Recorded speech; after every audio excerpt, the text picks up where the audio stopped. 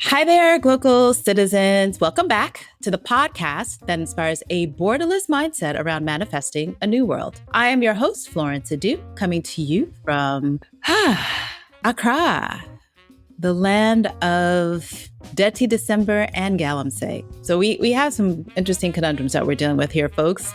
So I don't want to get mired in it, but that is the life that I live. And, I'll be talking about it more in future episodes, just about this conflict of lifestyles that I think all over Africa we are confronting, and maybe not as much as we really should for the longevity of the continent. There's so much data. I don't want to get all into it.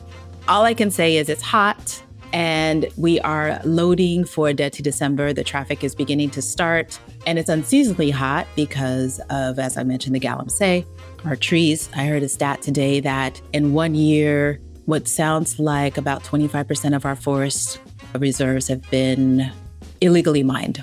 That says a lot. So just keep your ears open, because things are happening all over the continent that we need to be conscious of if we do want to see this continent be the future that we know that it is for the global everyone. So I'm so excited, however, to be in this flashback forward conversation with my guest. She came on the podcast, I think it was in 2022, and she's back because we are now fellow podcasters. So let's get to her bio and this wonderful conversation about this new great piece of content that I think you're also going to love. She describes adaptability as her superpower. She's navigated startup style, multicultural magazines, national media powerhouses, and the creative side of theatrical advertising. Along the way, she's honed the ability to dive into unfamiliar topics, collaborate cross-functionally, deliver clean, accurate work on tight deadlines, and tailor her work to resonate with diverse audiences. As a project-based writer and strategist, brands trust her to shape their voice, develop storytelling strategies, create compelling branded content, and craft executive communications. Now, for all of this,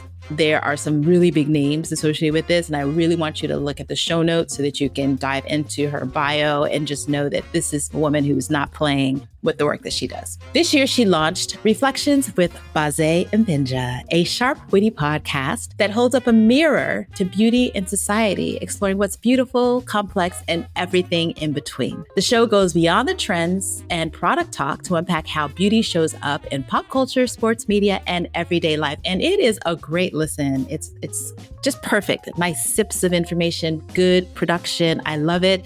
So Baze B. Hey, so welcome back to the podcast. Thank you so much. I had the same question about when was it when I first went on? And I looked back. Would you believe it was 2020? It was 2020. It was my first year. Yes. Wow. It's a real Year flashback. one. Wow. Super flashback. Yeah. I probably would have guessed 2022 as well. So time is flying by, isn't it? Oh my gosh, it's been 5 years. What? Yes. What? But what's beautiful is, speaking of beauty, black does not crack, so we look like we did back in the day. Yes. I wish listeners could see you because you are glistening, glowing. Yeah, that's just the sweat. It is hot. I am. Or is that the heat? Yeah. Okay, I'll take it as both. It's the dewy glow. And the Great feedback. Thank you for having me. Thank you. So let's get started. Remind our audience, where are you from? Where are you local? And what is your craft? I am the proud daughter of Congolese parents. They immigrated to the US in the mid-70s. I was born in the States. And we kind of moved around a lot in the earlier part of my childhood. And when I was about 12 or 13, we relocated to the Phoenix area where my father got a job. And that's pretty much where we stayed. My parents are still there. So that is one home.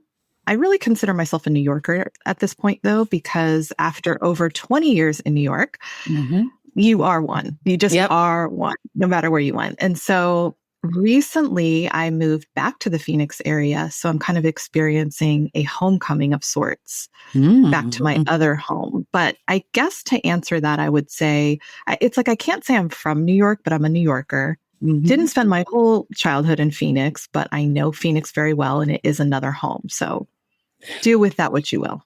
What do you call, are you Phoenician?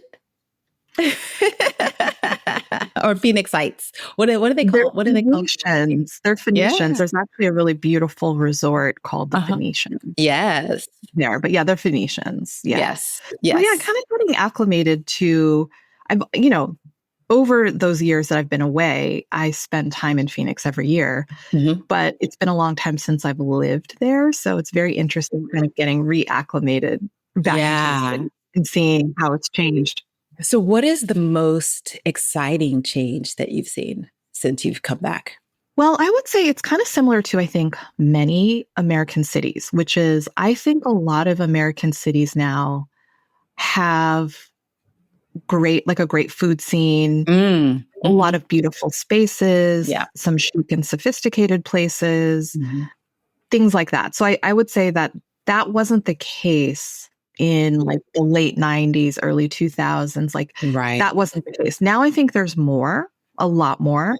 And I think the diversity of the cuisines has definitely expanded. I think people have more exposure to ethnic food. We'll just call it ethnic food. And I think you can see that more in the city. I think before it used to be what you would expect in the West, like a lot of Mexican food, that influence. And now I think that there's a lot more. There's actually like a lot of really nice coffee shops too. Ooh, interesting. That weren't there before. More things like that. So I have a very good girlfriend who moved to Phoenix. And so I know that Phoenix that you're talking about of the early 2000s. And I remember it being like, really kind of resorty generally, right? Like I could feel the money. But now that we have like this whole billionaire, like very wealthy culture, and I know that Phoenix is one of those places, and Arizona in general is one of those places where like Florida, where like wealth goes because there's, the hot spot and there's Sedona and all those things. I can imagine how much more blingy it could be. It could be. It depends on where you are. I think places like that, those areas maybe just get more attention. So Paradise Valley is one of the really nice areas. Okay. That's where you might find Phoenix Suns players live. Okay. Or former Phoenix Suns players live there. That's a very ritzy area. And Scottsdale can be very ritzy. But I don't actually think of Phoenix that way. I think it's a part of Phoenix. But the part that I experience and that I think maybe represents it more is a lot more regular, to be honest, like more normal. That is there for sure. But I mean, I think what's been refreshing is to kind of just be around normalcy, to be honest. Different city. Yes, I think people they're happy with living close to family, having a family, just doing normal things. I that's actually the vibe. I mean, this is because of where I am located, which is more in the west part, and it changes depending on where you are. I think it has a lot to offer a lot of people, though. It's a big sports town, which I think is great. Right. Yeah. As a big sports fan, I love that. So I went to a Suns game once. Yeah. Oh, look at you. And my friend lived in Chandler, so I don't know how that relates. Okay. Yeah, that's far east. That's the East Valley. That's its own thing too. Okay. We could have a whole Phoenix conversation. But depending on where you are, you could actually be having a very different experience. You could be in Tempe, which is where Arizona State University is. That's a whole different vibe. It's the only area in the city that's probably can be fully a walking city. Downtown Phoenix is close. Downtown Phoenix is also like that. And that's a different vibe. So there's a lot of different flavors. If you want to get really into the Southwest country vibe, there's rodeos that you could go to. I love it. I love it. It depends on whatever kind of Phoenix you want to experience. But I definitely think that it's harder to find people that, let's say, we would find really easily in New York. You just constantly because of the nature of the lifestyle, but they are there. You have people who have experienced living in different cities, different countries, people, media backgrounds and things like that. They are there. It's just harder to find them. But I think the population is definitely changing rapidly. Interesting. Okay. So you told us where you're from, where you're local. What's your craft? My craft. Ooh, this is a good question. I've been pondering this a lot lately because I feel like who has one thing that they do nowadays? I feel like, remember when being a multi-hyphenate was kind of a novelty or sort of something Yeah. special? And I Right. feel like a lot of us have become multi-hyphenates for various reasons. And I say that not like to say, to me, that used to feel like, oh, you're very special. You've got all of these, these things. And no, I think it's just like the way things are now, we all kind of have Yeah. different hats, Yeah. and so I was thinking about that.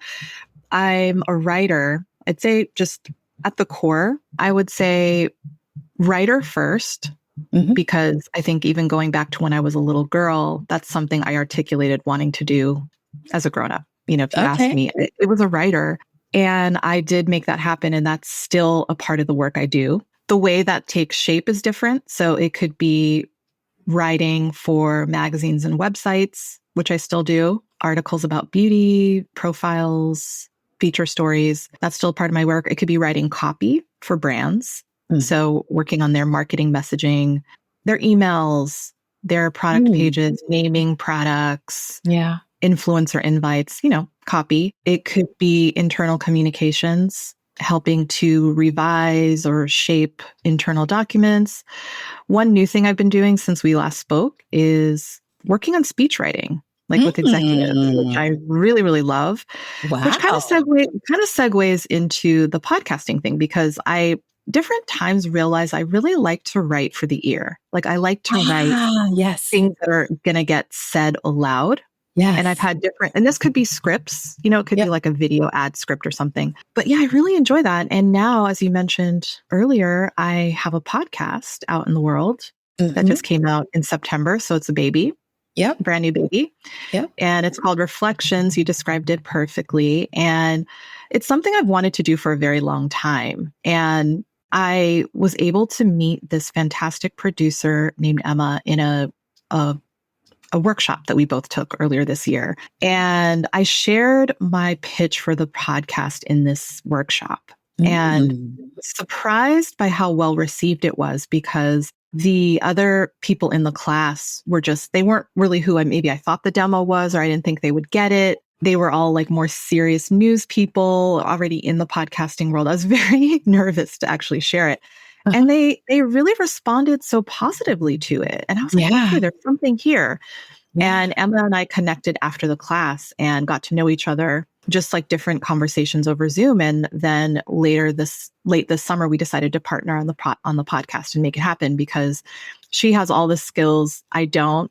She's a great editor. She does the sound design. She is great with the scripts and stuff. So we really balance each other really, really well. And it's been a great partnership. And now the podcast is out in the world, which is really exciting. Yes, it's very exciting. And it's I really enjoyed listening. I enjoyed hearing your voice. I enjoyed the sound design. Like I really appreciate that it's real life and also narrative and also conversations. So yeah, I like the mix too. And I think that hopefully it feels like a show.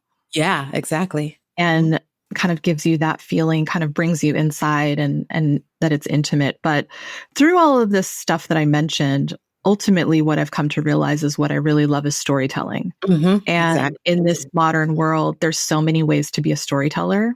And people do it brilliantly in so many ways now. But I think kind of just identifying that for myself, anybody who's in media that's listening understands like the soul searching. Yes. Questioning the what happened. Yeah. Feeling that a lot of us have, because the industry of media, by that I mean corporate media. I mean the traditional media outlets, the magazine, publishing companies, the news outlets, these things. It's just really changed, not for the better, not to be negative, but a lot of people, the staffs have become very small. That means less opportunities for people, pressures on metrics and things like that. And I think many people like me who've been in it for a long time, it can be challenging to figure out where you fit in and what's the future, what should you put your energy into the future. But just kind of recognizing that at the core of this is a love of storytelling. You can then from there figure out well, there are actually lots of places to be a storyteller. If you kind of let go of the idea of a traditional long form feature story, that's not it. We have other options now. And thinking about it that way has kind of helped me let go in some way. Yeah. Yeah. It's liberating. Open up my mind to the possibilities. And podcasting is part of that. I love this form of storytelling. I'm a big podcast fan. I love to listen to other people's stories. I love to listen to investigative podcasts. Like so it's really great to be a part of it now.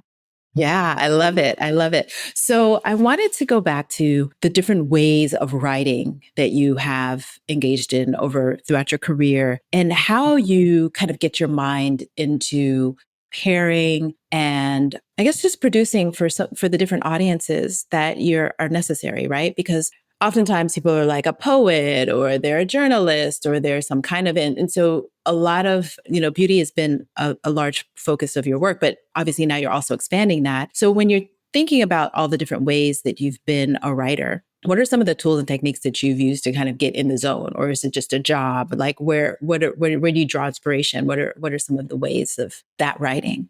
I'd say forced creativity has always been a challenge. If you're doing copywriting or projects like that for brands and clients, you kind of have a deadline and you got to just get it done. And it's not always the most inspiring work. I've been at it a long time and the work doesn't really change. It's kind of the same. The client may change, but what you're doing is the same. So sometimes, it's not necessarily lighting you on fire, lighting your soul on fire. Yeah.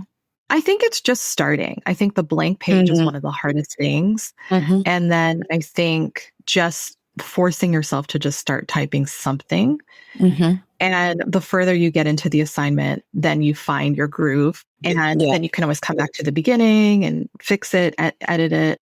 In terms of the different voices, it is a challenge. There's times when I have felt like I didn't know what my own voice was anymore, or I lost my own voice because you're maybe writing in a hyper specific voice or you're writing in sort of an everybody voice, that a lot of brands, I think it's safe to say a lot of brands have started to sound similar. Yeah. So then there becomes this sort of friendly conversational moment, but not too much slang and not too young. There's a sort of voice that you can usually get away with, depending on what you're doing. Yeah. So there's been a lot of times where I felt out of touch with my own voice. I think with the podcast, it's helped me kind of rediscover it, just the nature of the way the show is structured. So that's been good, but it's challenging. To answer your question, it's challenging. Yeah. And it can be tiring, creativity can be tiring. I think if you're a little bit lost in where to start, you just kind of think about the ultimate goal of the piece of writing, what needs to be communicated. And, it's the basics. What needs to be communicated? Who is the audience? What's the right tone here? Right. The length, like how much depth, all that. Yeah. Yeah. When you have a specific scope, it helps to some extent, right? Yeah. Now, if you don't feel like it that day, then that's the problem. That's a different story. You can know how to approach it, but the motivation part or the trying to avoid distractions, trying not to procrastinate, that's also an ongoing struggle. Yeah, exactly. And only because it's kind of, particularly in this freelance, work from home culture, like when it's just you in your home office and there's not anybody else around, I can see how I find that to be my challenge sometimes when I need to produce and it's just me. So how do you deal with it? Fortunately, I'm doing mostly writing that's for me and not for another voice. But I guess similarly, I just sit with it, right? And then, I stop and break and do something else and then come back. And oftentimes it's a late night, but that's what I love about working for myself. It's like when the inspiration hits me or the ability to focus hits me, I just go with it for then. And then I can, arrange my day. That's a luxury, honestly, because I know people who have different family obligations, that type of thing. It's not as easy. And increasingly, and I want to segue this into kind of your why the where, part of my being here is because my father is aging. And so I need to be here more for him and for his care and all those things. And so that's the time that I now recognize my friends who have children, that family obligation that you have to do all these other things for other people, whereas you just, it's a different focus. So it's a different time in my life that I'm now having to deal with it as compared to, when we were in our 20s, 30s, and friends were kind of in it then. So time management is the bottom line, I guess, in some ways. Yeah, definitely. Having the flexibility, yes, it is such a luxury.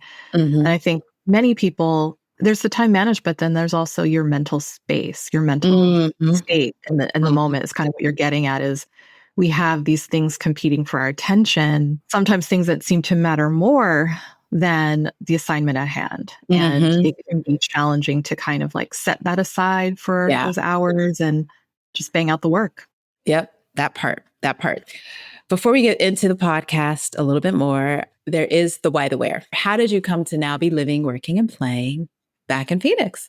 Well, similar to you, my parents are also getting older Mm-hmm. and they are still kicking. They're well, I love it. just I've been away for so long. Yeah. I left Phoenix right after college and stayed in New York. I wouldn't say that I necessarily knew how long I would stay. I didn't know where things would take me, but 20 plus years go by and then you realize, wow, I've been here nearly half my life. And I don't know if you felt this way too, but it's like sometimes you just get a sense that your parents kind of need you, or that they're feeling a little overwhelmed or, nothing's really wrong, but just that feeling. Like I felt like I was sensing that in calls with them, just like a little bit more support would be needed because my sisters are also live elsewhere, and so they've kind of been on their own for a long time too.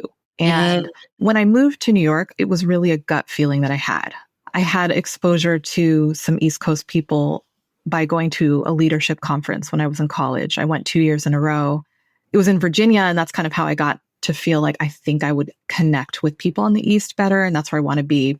And I moved based on this feeling. And I would say that same intuition kind of let me know that this was a good moment to take a time out. Yeah. It was just a feeling, honestly, where in 2024, I was looking at things and I was like, I don't want to start 2025 here.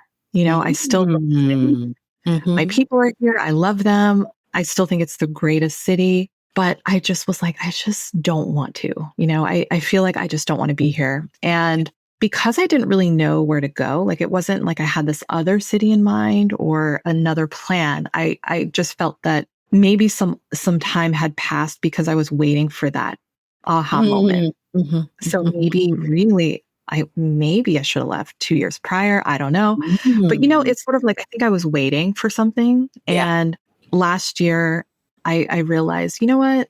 Just move somewhere, like just go somewhere because you may not get that answer. There maybe you need a bridge to that next answer. And so going back to Phoenix was just the easy solution. Sure. And then it allows me to be closer to my parents and just help them out, which is turned out to happen in ways I didn't expect. It's more of the little things. I had some bigger things in mind, like some household projects and things like that. And it's actually just the little things, It really is. Yeah. But yeah, so that's what brought me back. And, the desert is a great place for creativity. Yeah, I totally agree with you. Just going up to the desert here in Ghana gave me a whole epic story that I'm writing for kids. And so I agree with you wholeheartedly. Yeah. You know how it is in New York City and any large city, the noise, the energy that you're constantly navigating from people all around. These are the things we do love about it. But I think I just hit a point where I needed a breather. And that's what it feels like. It feels like there's a reason waiting to exhale. Yeah. It is like this.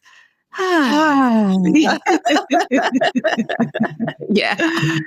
So that's what it's doing. It's kind of boring. It's a boring place. Slower. It's not the most exciting, but it's not bothering me as much as you might think as someone who very much identifies as a New Yorker. The peace and quiet has been really good. I mean, for example, launching the podcast, I really think the peace, the quiet, the slower pace helped, get that done. Get that focus required, and other things that maybe next year will come to fruition. But I feel like the slowdown has been good. Actually, it's kind of parallel to the 2020 conversation we had, where that was a different kind of slowdown. Yeah. But it the same effect, honestly, where it's like you're home more, You can be with your thoughts more. Yeah. You kind of like a stripped down version of yourself because you Yeah. don't have to sort of, I don't know, be on and these things. So in a way, it's kind of funny that we're talking again now because I think there's some similarities. Yeah, I love it. I love it. I love it. So here's a question for you about being back. And this is about Glocal Speak. So you were away for a lot of time and now you're back. And so how's the lingo changed? What is a word or phrase or saying that's a meaningful part of your Glocal Speak? And it could be in your new Phoenix or back in New York. What is your Glocal Speak? The thing that comes to mind here, well, I'm in LA right now, actually, but in the Phoenix area, it's heat advisory.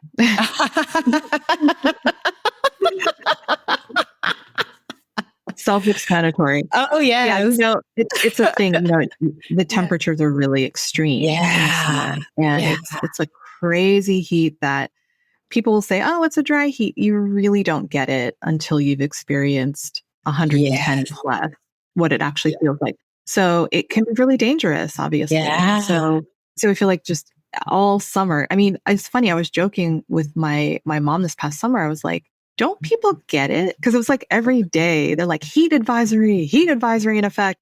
And it's like, I think people like should have this down. Like people that have lived here should have this down. But that's a big thing. It's a constant heat advisory all summer. So I'd say that's very local. The other word that came to mind is jama, a Swahili word that means family. Our family WhatsApp chat is called Mpinja Jama. Oh, I love it. And yeah, I don't know, it just kind of came to mind as like, now that I'm here, now that I'm there here, I don't know, like the chat is active. Yeah, chat is active. right. Exactly. You're always doing, together. Yes, yeah. I see it a lot. I see the word a lot. And that's another one that came to mind. Oh, I love it. Oh, those are great. Jama and heat advisory. Yeah, I know. Okay, let's talk about the podcast. As a fellow podcaster, I want to know more about how you determined, first of all, your audience and how you're, approaching reaching them and telling that story, or is it a story that just came to you and you're finding your audience? And then the biggest, I don't want to say elephant in the room, but the biggest challenge I think with non-networked podcasts is the idea of how do we monetize? How do we figure out how this becomes like work and not just a labor of love? I'm still figuring it out myself. I love it, so I'm not pressed about it, but I'm curious about how your journey has been. For sure, that's the biggest question, right? Yeah. Well, I think that, over the course of my career writing about beauty, being around beauty people, all of that stuff, I felt like, so a lot of the stories I used to write were more service oriented. So like how to, tips and tricks, things like that. And I always sometimes felt like I would have these great conversations with the talent that I was interviewing. So maybe the hairstylist or the makeup artist, the nail person, whether it was for the actual interview or whether it was just other times, like at events and things, I would have these conversations with them. And they were so interesting, but that wasn't what the story was. And so that's not what was in the story. The story was focused on something else, like how to do day to night makeup, or something. Yeah. And these are just such interesting, passionate people. And then I also would have these great conversations about beauty with coworkers. When you work in the beauty department somewhere, people always like, what's the best face cream, or they're like, what do you think? Should I go and get this lasered, and it will lead to conversations like about their curly hair, or I guess, unfortunately, sometimes it's often about their insecurities and how to fix them. But I think I would have these great conversations with people that I would it could even be at an event or sometimes just in the hallway when I was working on staff places. And it always made me feel like we can sort of think of some of the downsides of beauty and the industry or the standards, but I feel like it really connects people because the experiences are really universal. And as women, we can all be so different backgrounds, just completely different women, but yet we are all kind of dealing with similar struggles in this way. So I've always found it to be a uniter. I've always found it to be kind of a jumping off point for a deeper conversation. And, it was just kind of in the back of my mind, that one day I would just like to have those conversations somehow. And I think podcasting lends itself well to what it is I had in mind. And I hope that if people listen, they like the intimacy that we're trying to create, the intimacy of the conversations. Also, I think sometimes people don't get to speak about things, people that have an opinion about something, but they're not the ones that are getting asked. And so one goal is to also try to find the unexpected angle. So, for example, our second episode was about Sephora kids. Yeah, I was going to bring that one up. Yeah. Yeah. And there's a lot of conversation about that topic. But what I think was great or unique about it was we heard from a mother, we heard from a Sephora mom.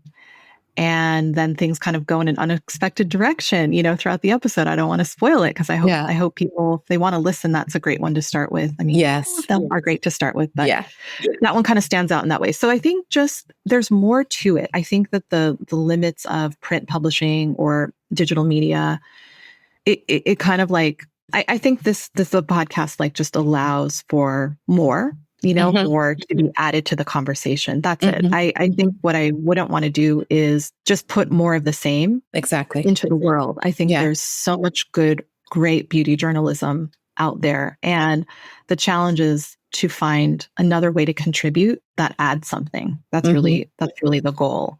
So that it's not the same, as what has already been said so well, but, something that goes with the conversations that are already happening is a big part of the goal. And I agree with you. We have the freedom to make this ourselves, make a project ourselves. I'm working with a team of 2. I think are you a team of 1?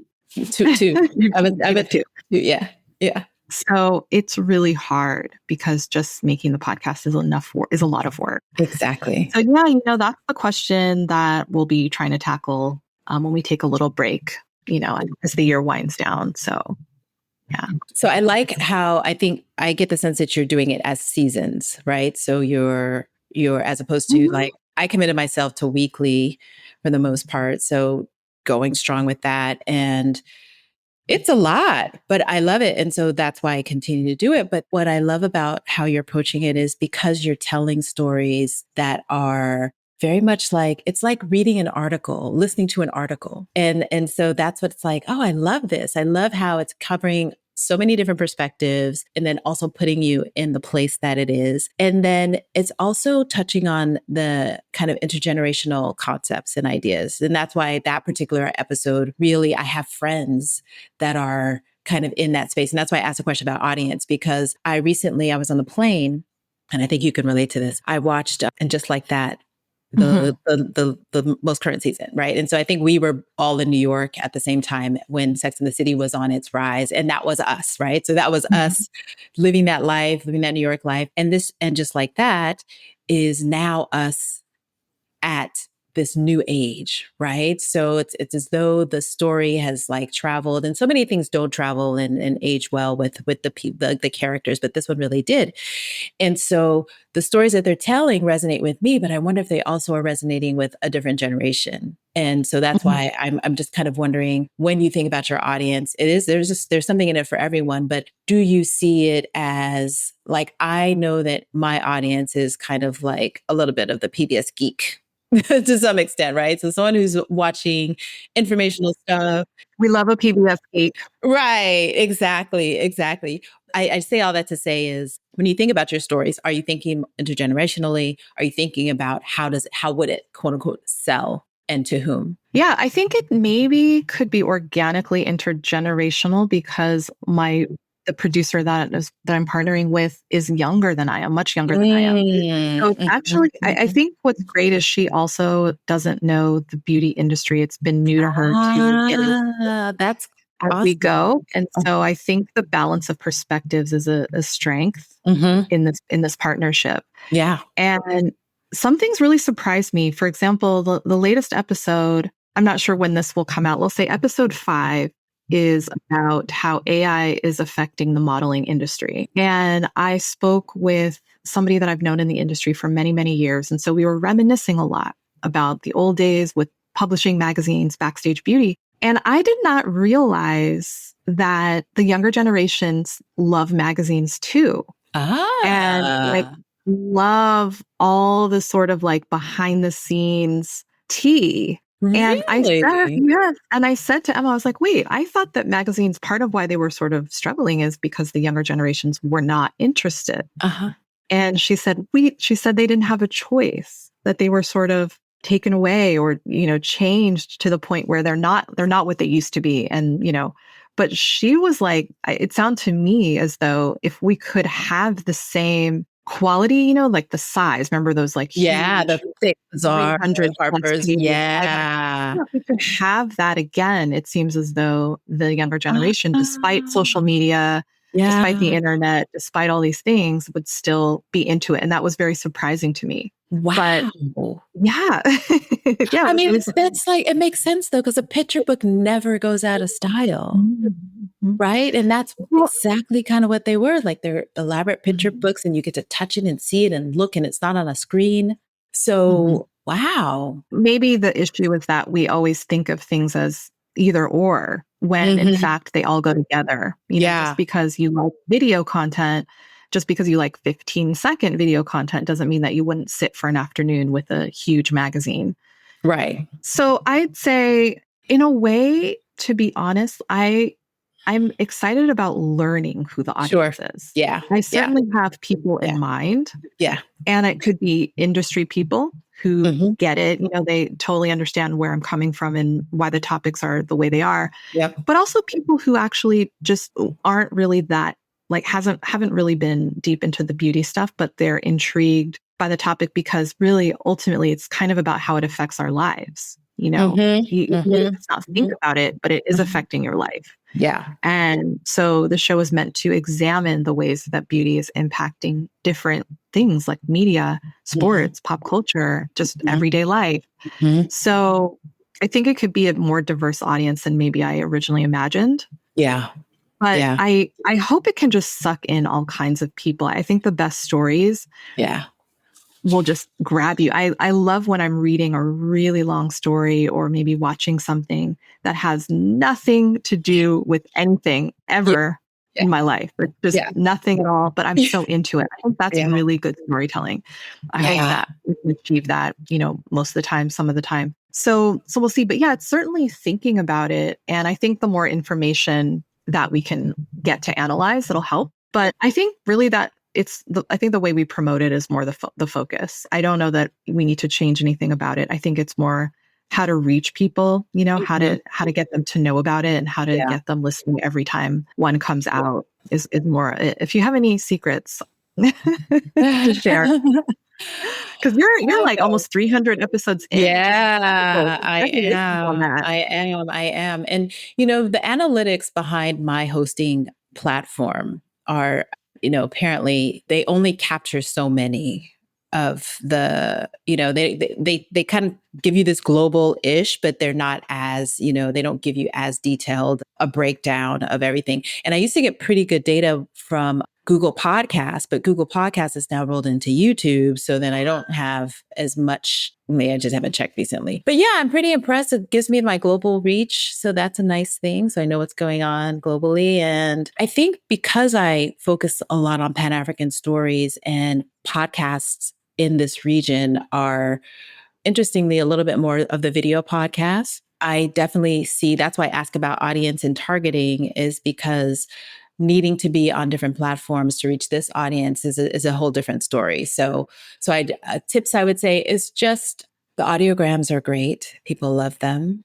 Yeah, those are great. I say audiograms and just kind of getting on the socials. That's Yeah. that's the biggest. Yeah. And getting on things like this, like other podcasts to talk about the podcast. Yeah, I think the video thing is interesting Yeah. because then to me it can be a See, talk show. It's like a talk show. And exactly. so Exactly. Yeah. yeah, so that's a question mark, how to sort of play the video game too, but I really like podcasts. Me too. That's the whole thing. I'm like, I started a podcast because Listen, I love radio. I want people to yes, make it up in their brains, and I don't have time to sit and watch. But I think I yes. said before, but literally one of my good friends growing up, she's like, yeah, I don't watch your podcast because I like to watch podcasts. And I was like, Mhm. okay. Okay. And if you were never a Radiohead, but there's enough Radioheads that get it and like it. And so that's why I say that PBS geek kind of person, like it might be old school, but also in this region, there is the radio. However, streaming radio is a whole different thing than broadcast radio. So it's an interesting tweak. So I'm going to keep going. I said I'm going to do 1,000. Wow. Yeah. Yeah. So, I mean, I'm already 300. So You're a third of the way there. yeah. That's impressive. That's impressive. I can't wait to Yeah. celebrate that. I'm looking forward. So I said I'm going to do 1,000. And just because I love meeting new people and understanding new things. And there's so many people out there to talk to. But the challenge with this video business is that people want to be seen. And if you're just talking, they may not want to come on and et cetera, et cetera. So booking guests is one thing. So that's why I'm even thinking of experimenting with a little bit of a different format, because I love your format. You're definitely talking to people and having to book people to an extent, but it's obviously less time potentially. You know, I'm asking people for an hour of time, Right? And people look like, oh, I don't know if I have an hour, and I'm like, okay, that's fine, but it's only an scary. hour. Yeah, asking for the 60 minutes can be pretty scary. So, you know, yes, I agree. So there's some podcasts that are video podcasts that I do put on the video. I put on the YouTube, but I still listen to them the same way that I would an audio. So exactly. I'm always multitasking. I don't sit there and watch it like TV. I like it that it's there, and I'll glance over periodically, but I'm usually doing the same way that I'm doing cooking or straightening up or tinkering around or writing my to-do list or whatever it is, even if it's the YouTube version. And that's just me. But you know, the investigative ones, I love those. And that's an ear experience. Exactly. And I still appreciate that a lot. You know, I'm not sure what the future holds. If we can just still hold on to both would be great. You know, I think we can. I think we can. I think we have infrastructure. The infrastructure to deliver all of this content will always leave an audio space and a video space. And sometimes that's a class thing. But I think radio hasn't died. TV came and it's not going to die. So let's stay strong in our let's stay strong in our audio. Strength. Yeah, and, you know, we can do some video things too. I mean, it's lower overhead. Like TV and radio costs less to do, right? It's a different financial, you know, proposition. Like I couldn't do a TV show or a talk show because I need multiple cameras, and it's a lot more than you and I sitting here talking and then, you know, sending it off to my production assistant, editor, and then putting it out. So I think being seen is also its own, you know, is also kind of a beast itself. You know, I think it's interesting to hear you say people want to be seen, because I don't necessarily.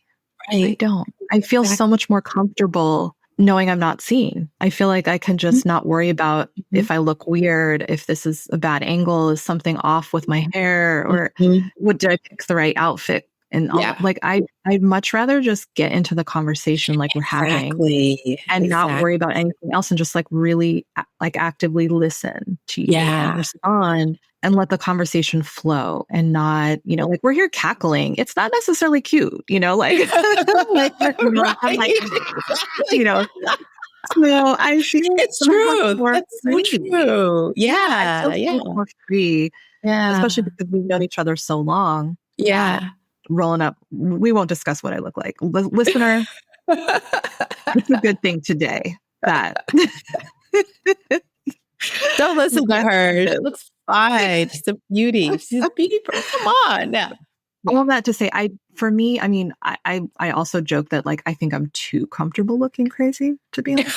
But just to me, it's just like I just want to show up and just have this conversation, and not have it and enter a territory that could feel like a performance. Right. Exactly. Yeah. So obviously we got to move with the times, and we have to be adaptable and competitive in the market. I'm not sure what that looks like for Reflections, my podcast, but because like you said, that the structure mixes narrative with guest commentary and hopefully more and more in the field reporting. So you know, it's already a lift as is, which is why Reflections only comes out I shouldn't say only, but Reflections comes out every other week because of the time that it takes. Yeah. And also it's the booking too. I mean, honestly, sometimes Right. just getting the actual Exactly. interview scheduled Exactly. Yeah. from Tell the me time about you it. ask, or that comes up from the time it's actually invite sent, Yeah. you kind Tell of, me about it. Exactly. I hear you. so it's not like you decide the topic and immediately start working. We're Yeah. working with other very busy people's schedules. Yeah. And it's been so amazing to have,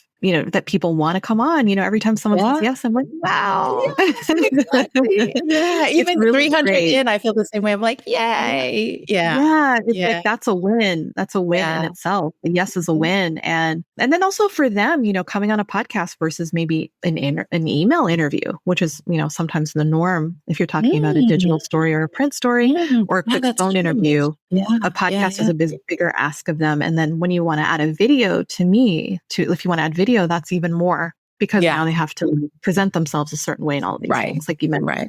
I mean, I know really a lot of it is just Zoom. It's not the full blown production that I think a lot of really prominent journalists have now on YouTube, which is great to see. But I still think probably most of it is just the Zoom, Yeah. But still, Yeah. People have like the lights set up and everything. Like it's still a little bit of something. We're here. We're gonna figure out how to survive. But I was thinking, and I have been thinking about how to, and this kind of as an AI conversation is I'm thinking, well, maybe, and it's hard because to generate the amount of AI video that would be, I struggle with AI because of that whole energy consumption piece. But I do believe putting the audio into AI could generate a video. Well, if So not now, very soon. exactly. And if it is now, but it's a little bit crude, I'm sure There's a very little short bit of period of zhuzhing. time. Exactly. Yeah.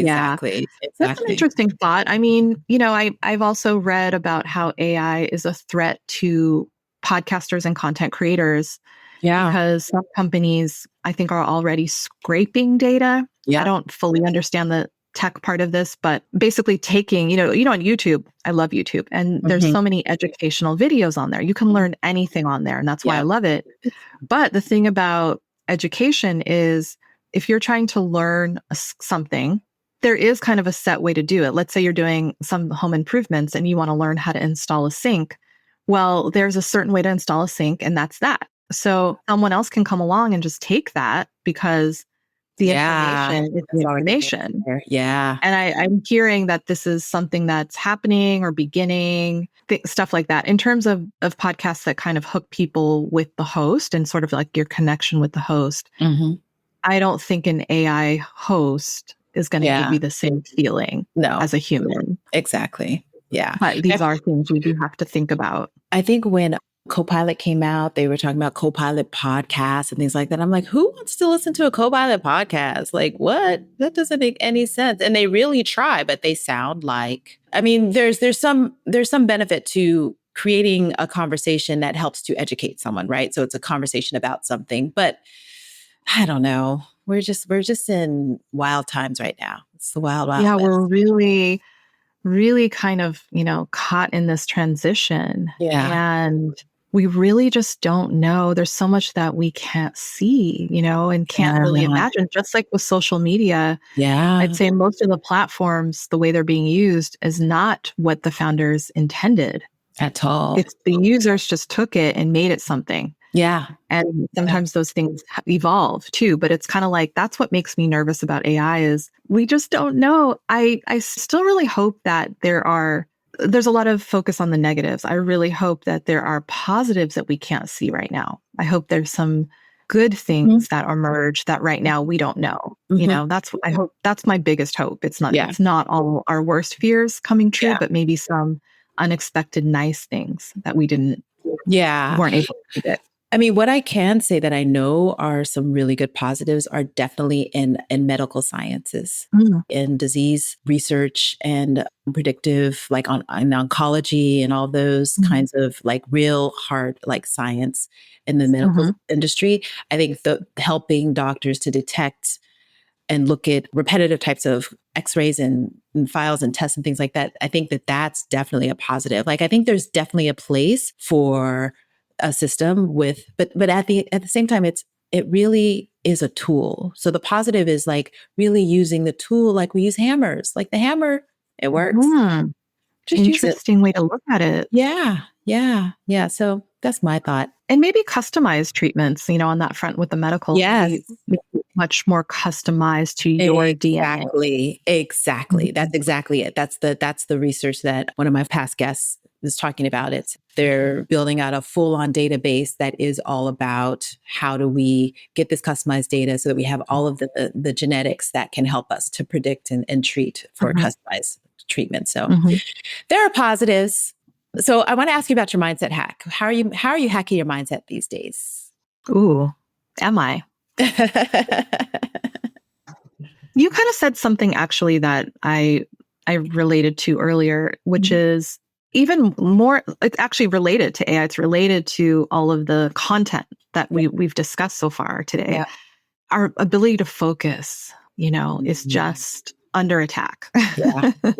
And this just constant competition for attention. And I find that to be so challenging. And I think especially similar to you, where you're kind of in front of your laptop all day. So guess what's there? The internet. You can have all of these tabs, Yeah. I can be like, what's up with the chatbot sale?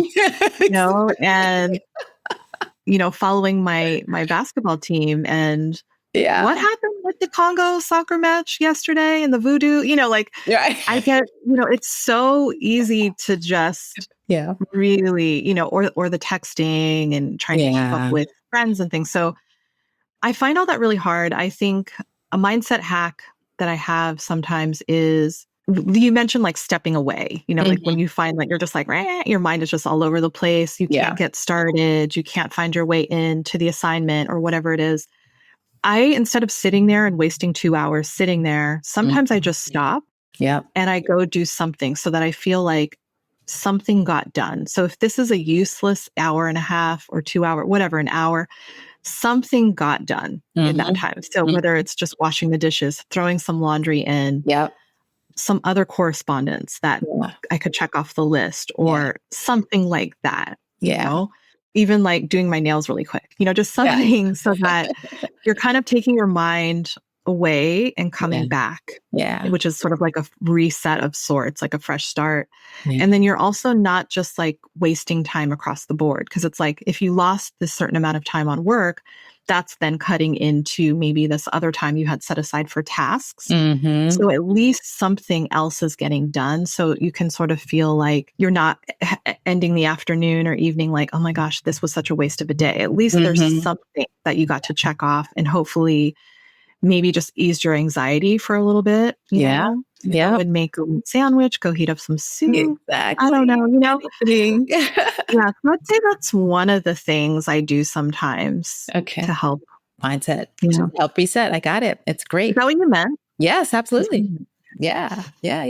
So I know I want to get you back into the LA flow of things. And so as we draw our conversation to a close, we would like to know, who is Baze when she's not writing and not storytelling? What are you reading? What are you watching? What are you listening to these days? Or what else are you doing in your leisure step away time? All those things. I just started reading a really interesting novel. It's called Loneliness and Company. Ooh. And just started, so I haven't gotten too deep into it yet, but it's kind of interesting because it's set in a New York of the future, but not that, so not super far into the future. Okay. Like the near future. And the funny thing is in this future, New York is a dead city. Oh. And it's a city that no one wants to be in. Like it's wasteland. Yeah. So I find that just interesting to think about, that state of things. But basically this woman, it's like kind of mysterious, how the characters are being presented. So I'm very, very early in the book, but basically this woman graduates from a program and she's not sure what exactly the work is going to be, but it turns out it's something related to AI. So I've been thinking a lot about AI. I've been drawn to a lot of AI stories and things. Yeah. So that's why this book kind of is something I picked up recently. But basically, ultimately, she's working on an AI program of sorts that's related to loneliness. That's designed to combat loneliness. So I'll find out more about what's happening in this near future world and what they're supposed to be doing. So how timely, right? Yeah. Yeah. This would have sounded like hardcore science fiction, 10 years ago. And now it's like 2026. Exactly. Right. TV. Sometimes my TV time is sucked up by sports. Are you a sports fan? Like, being a sports fan is time consuming. Yeah, I'm not a sports fan because I don't have time. Like I love sports. Like, I watch the majors, right? So I'll sit down for the majors, but in the interim, I'll listen to sports and listen to what's going on. But yeah, I don't have. Yeah, I can suck up time. Yeah. But yeah, I have like 1 or 2 episodes left of The Diplomat. Oh, okay. I love on Netflix. Okay. So that's in the mix. I was late to watching The Pit. The Pit. So I've seen that. Is that on Netflix too? That is on, I believe HBO's the streamer for that. Okay. And it's sort of like an ER. Yeah. So like Pittsburgh, right? Is that why it's called The Pit? Yes, in Pittsburgh. Yeah. That's right. Yeah. And it's so good, and I kept seeing the hype, and it's a rare show that, like, when you watch it because of all the hype, and it actually lives up to the hype. Very, very good show. Okay. So I'm waiting for that. I'm actually waiting for a couple of shows. I'm waiting for that to come back, and I'm waiting for another show that I watched late in the game. Is called The Agency, with Jodie Turner-Smith is on it, and it's Michael Fassbender. I love spy shows. So it's I think I caught it on, again, a plane. Like, most of my screens are on flights. I started watching The Pit on a flight. Oh, okay. Yes. So that's a really good show. And that was good. I just watched it. I think it's coming out again soon. So sometimes being late is nice because you don't have to wait as long. Yeah. So I'm looking forward to that and listening. I don't know. I'm always listening to different things. Tell us about one of your investigative podcasts that you're listening to. Well, I noticed that there's a new season of Into the Dark that just came out. And that's a fantastic podcast where they do a deep, deep dive into something. I think one of the seasons, they've had a few different seasons. I think the one they're most known for is the case of this man called, I want to say, Charlie Flowers. His last name is Flowers. And he's a Black man in the South who was somehow able to be prosecuted for the same crime like 7 times. I've heard of this one. And spent so much of his life in jail. And they did a phenomenal season about his case. And there were a couple of seasons prior to that I listened to as well. So they have a new season. And so I'm going to get into that next. I don't even know what it's about, but I really love that one. They just really, the way they dig into a story and what go through to get the story, it's just a lot of work, time. And then they put it all together in such an interesting way. Nice. Those are good. Those are great. You always have good ones. Speaking of AI, I just started Nexus. That's Yuval Noah Harari.